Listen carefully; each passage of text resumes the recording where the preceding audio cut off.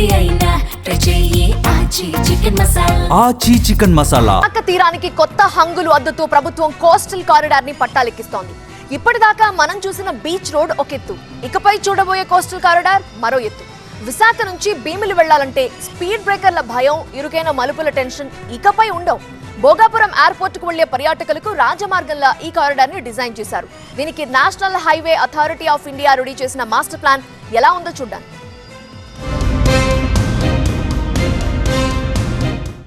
విశాఖ నుంచి భీమిలి సాగర తీరం వెంట ప్రయాణం అంటే ఇప్పటిదాకా అదో అడ్డంకుల దారి. బీచ్ రోడ్డులో భీమిలి వెళ్లాలంటే స్పీడ్ బ్రేకర్లు, ఇరుకైన మలుపులతో 30 స్పీడ్ కు మించి వెళ్లలేని పరిస్థితి. కానీ రాబోయే రోజుల్లో సీన్ మొత్తం మారిపోనుంది.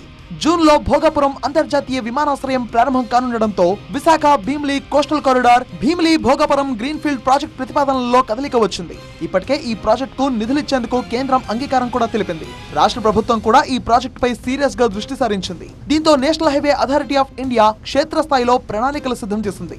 Vizag metro region development authority master plan 2041 ప్రకారం విశాఖ నుంచి భీమిలి వరకు రుషికొండ మీదుగా 55 కిలోమీటర్ల పొడవున 6 లైన్ రహదారి నిర్మిస్తారు. విశాఖ పోర్ట్ నుంచి కైలాసగిరి వరకు ఉన్న 30 మీటర్ల రోడ్డును 43 మీటర్లకు విస్తరించనుండగా అక్కడి నుంచి భీమిలి వరకు ఏకంగా 60 మీటర్ల వెడల్పున్న రహదారి నిర్మిస్తారు. ఇక భీమిలి నుంచి భోగాపురం వరకు 19.66 కిలోమీటర్ల మేర కొత్తగా గ్రీన్ ఫీల్డ్ కారిడార్ ను ఏర్పాటు చేస్తారు. దీనికోసం దాదాపు 35 ఎకరాల భూమిని సేకరించాల్సి ఉంటుందని అధికారులు అంచనా వేస్తున్నారు. ఈ డ్రాఫ్ట్ ప్లాన్ పై మార్చి 10 వరకు ప్రజల నుంచి అభ్యంతరాలు, సూచనలను స్వీకరించి మాస్టర్ ప్లాన్ కు తుది మెరుగులు దిద్దనున్నారు. ఫిబ్రవరి 9 నుంచి మార్చి 10 వరకు కూడా అబ్జెక్షన్స్ తీసుకుంటం జరుగుతుంది.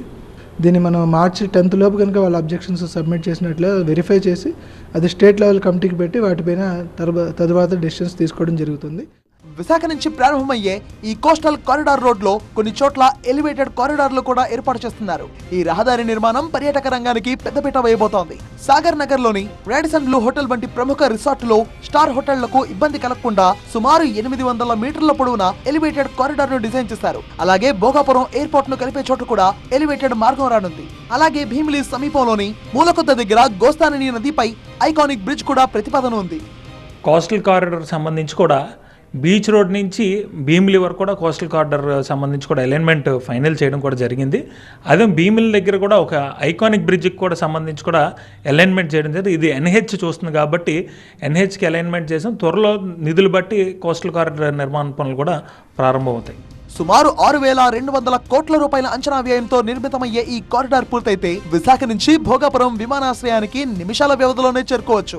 ఐటీ హబ్ ఏరో సిటీకి ఇది వెన్నెముకగా మారనుంది. తీర ప్రాంతంలో వారసత్వ కట్టడాలు, బీచ్ సైడ్ హోటళ్లకు డిమాండ్ పెరగడంతో పాటు పర్యాటక స్వర్గధామంగా విశాఖ ముఖ చిత్రం పూర్తిగా మారిపోనుంది.